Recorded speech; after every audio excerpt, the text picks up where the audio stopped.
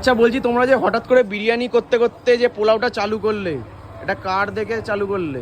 দেখে না, আমাদের পোলাওটা চালু করার অনেক দিনকার ইচ্ছে ছিল, কিন্তু আমরা চালু করতে পারিনি কারণ আমাদের কাজের লোকের অভাব ছিল। কাজের লোক পাচ্ছিলাম না, তো সেই জন্য এখন 4টে কাজের লোক কাজ করে, তো সেই জন্যই করে।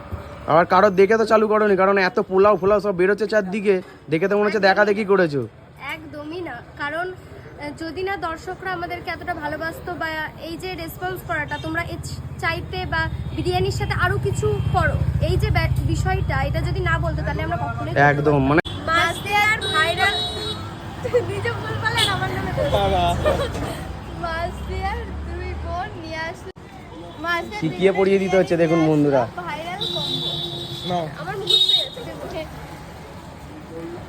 মাছ এ বোন খালি হেসেই যাচ্ছে, ওর না হাসার ওষুধ খেয়ে এসছে ঘর থেকে খাওয়া যায় সব।